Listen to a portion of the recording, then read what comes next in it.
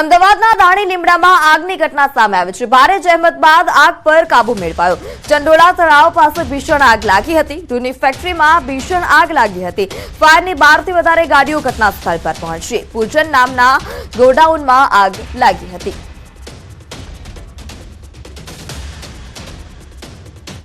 ફાયરની 12 ગાડી આવેલી છે અને કંપનીનું નામ પૂજા સ્પિનર કરીને કોટન મિલ છે। જેની અંદર સ્પિનિંગ મિલમાં આગ લાગવાથી આગ વધારે ભડકી ગઈ હતી અને મેઇન પાછળ જે પેટ્રોલ પંપ હતો એમાં થોડું જોખમ વધારે હતું। એ માટે ફાયરની ટોટલ 12 વ્હીકલ, એક divisional fire officer, 2 station officer અને 2 સબ ફાયર ઓફિસર, ટોટલ 35 જેવો સ્ટાફ આવીને આગ ઉપર। અને સમાચારમાં હવે વાત દીપડાની દહેશતની।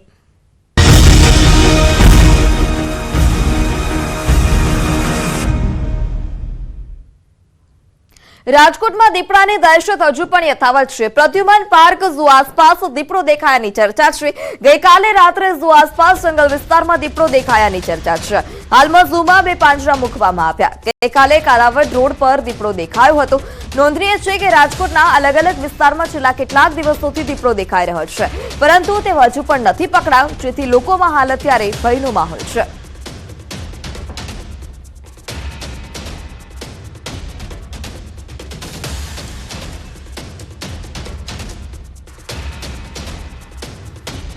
તો રાજકોટના બેડલા ગામે મળ્યા દીપડાના પંજા। સગર સીમ વિસ્તારમાંથી મળ્યા હતા દીપડાના ફૂટપ્રિન્ટ, જ્યારે દીપડાએ સીમ વિસ્તારમાં પશુનું મારણ પણ કર્યું હતું। દીપડાના ફૂટપ્રિન્ટ સામે આવ્યા છે। લોકોમાં પણ હાલ અત્યારે ભયનો માહોલ છે।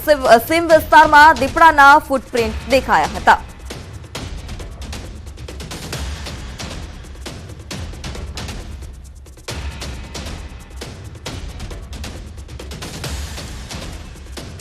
તો રાજકોટમાં દીપડાની દહેશત। બેડલા ગામે વાછરડીનું મારણ કર્યું। મોડી રાત્રે દીપડાએ કર્યું હતું પશુનું મારણ। દીપડાની દહેશતથી સ્થાનિકોમાં ભયનો માહોલ છે। સ્થાનિકોએ દીપડાને તાત્કાલિક પાંજરે પૂરવા માંગ કરી।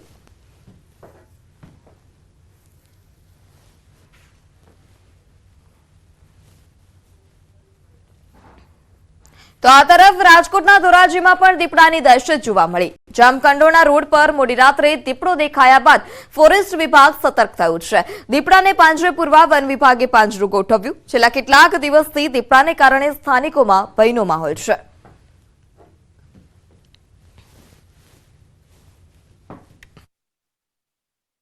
રાજકોટ જિલ્લાની વાત કરીએ, રાજકોટ જિલ્લાના ધોરાજી પંથકની વાત કરીએ, ધોરાજી પંથકમાં છેલ્લા 3 થી 4 દિવસથી ધોરાજીના અંદરમાં જે દીપડો દેખાઈ રહ્યો તેને લઈને લોકોમાં અને પશુપાલકોમાં ફફડાટ ફેલાઈ ગયો છે।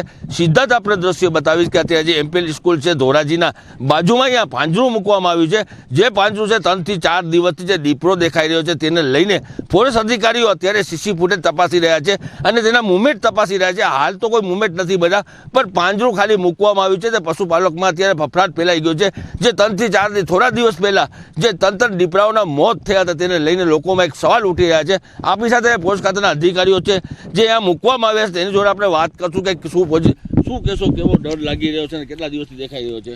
3-4 દીથી દેખાણો છે અને પછી જે એના પંજાના નિશાનને અનુસંધાને અને પ્રજાના કહેવાથી આ પાંજરું મૂકેલ છે અને પ્રજામાં ડરનો માહોલ જોવા મળે છે।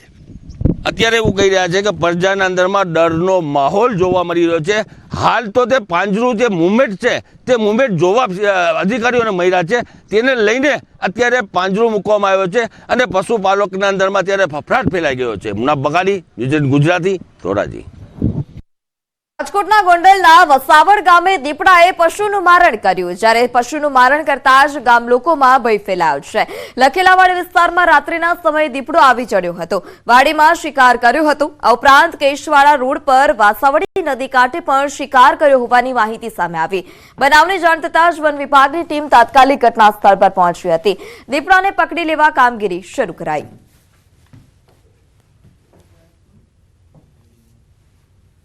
તો આ તરફ અમરેલીમાં દીપડો ઘરમાં ઘૂસી ગયો। ખાંભાગીરના સમટિયાળા ગામની ઘટના।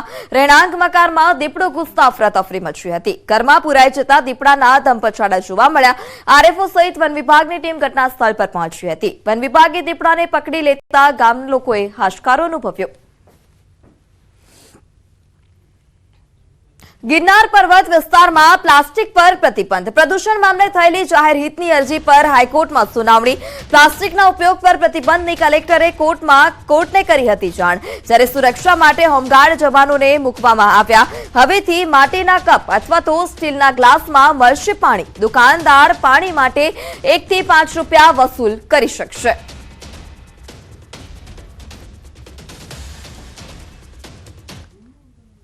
લંડનમાં ગુજરાતી યુવક પર હુમલાનો બનાવ સામે આવ્યો છે તીક્ષ્ણ હથિયારથી હુમલો થયાની ચર્ચા છે અપટોન પાર્ક સ્ટેશન પાસે બનાવ બન્યો હતો યુવક હાલ સારવાર હેઠળ હોવાની પ્રાથમિક માહિતી સામે આવી છે બનાવ સમયે ભારતીયોએ વિડીયો બનાવ્યો હતો ન્યૂઝ 18 ગુજરાતી આ વાયરલ વિડીયોની પુષ્ટિ નથી કરતું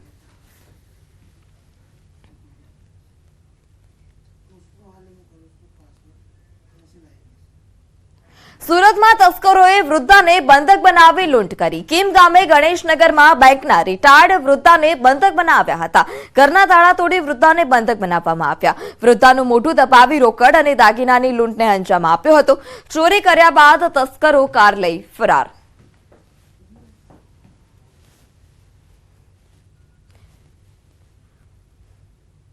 પોલીસ સ્ટેશનથી છૂટી અને ચોર સીધો ચોરીના કામે લાગ્યો છે વલસાડમાં 31 ડિસેમ્બરે નશાની હાલતમાં ઝડપાયો હતો નશાના ગુનામાંથી જામીન પર છૂટ્યા બાદ દુકાનોમાં ચોરી કરી પોલીસ સ્ટેશનમાંથી છૂટીને સીધો જ અભરામાના કેફેમાં ચોરી કરવા પહોંચ્યો હતો કેફેમાં ચોરી કરતો શખ્સ સીસીટીવી કેમેરામાં કેદ થયો એક ગુનામાંથી છૂટ્યા બાદ ચોરીના ગુનામાં ઝડપાયો છે પોલીસે આરોપીની ધરપકડ કરી વધુ તપાસ હાથ ધરી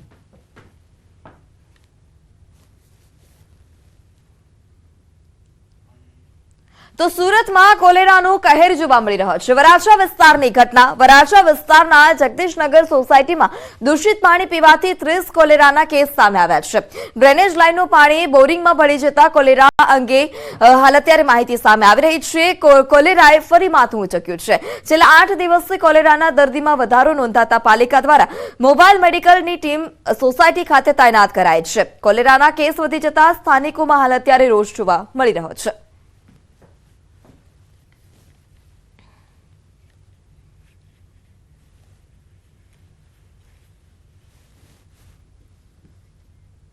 શિયાળાની ઠંડી વચ્ચે તસ્કરો સુરતમાં તરખાટ મચાવી રહ્યા છે ઓલપાડના 2 અલગ અલગ સ્થળો પર તસ્કરોએ ચોરીને અંજામ આપ્યો વહેલી સવારે સુરતના કીમ ગામમાં ચોર ટોળકી ત્રાટકી હતી અને વૃદ્ધાને બંધક બનાવી સોના ચાંદીના ઘરેણા સહિત 50,000ની રોકડની લૂંટ ચલાવી હતી તસ્કરી કરી ફરાર થઈ રહેલા ચોરની ગાડી ગ્રામ પંચાયતના સીસીટીવી કેમેરામાં કેદ થઈ છે મોં દબાવી દીધું એક ભાઈએ ને મને બોલવાની ના પાડી મેં ઘણી બૂમો પાડી પણ કોઈએ સાંભળ્યું નહીં અને જે બધું હતું સોનાની ચીજો ને કબાટ બે તોડીને બધું સોનાનું દાગીના ચાંદીના બધું જ હતું તે બધું જ લઈને ભાગી ગયા છે 10 તોલા આસપાસનું સોનું હતું તથા બીજું ચાંદી હતું ચાંદીના સિક્કા હતા ચાંદીના જોડા હતા તથા મમ્મીના પગના સાંકડા હતા ચાંદીના અને કેશ રકમ હતી મમ્મી પાસે 30,000 રૂપિયા અને મારી પાસે 20,000 રૂપિયા હતી મારા કબાટમાં તે પણ લઈ લીધી છે બધી 2 मानस घर के अंदर आके कुछ सोना और रुपए की लूट करके गए हैं और उनको एक वाइट 4-व्हीलर पर जाते हुए देखा गया है તો બીજી તરફ બોલાવ જીઆઈડીસીમાં હાર્ડવેરની બંધ દુકાનમાં તસ્કરો ત્રાટક્યા હતા ઠંડીનો લાભ લઈ મોડી રાત્રે દુકાનના તાળા તોડી તસ્કરો ફરાર થયા ઓલપાડ તાલુકાના જ 2 સ્થળો પર તસ્કરીની ઘટના સામે આવતા હાલ અત્યારે લોકો પણ ચિંતામાં મુકાયા છે ચોરી થયાની ફરિયાદ નોંધાતા પોલીસે વધુ તપાસ હાથ ધરી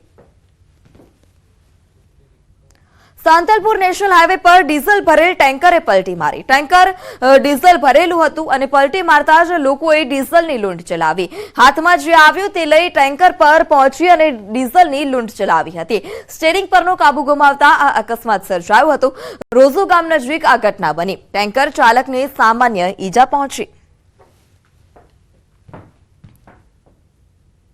તો સમાચારમાં હાલ સમય થયો છે વિરામનો અબ જોડાયેલા રહો ન્યૂઝ 18 ગુજરાતી સાથે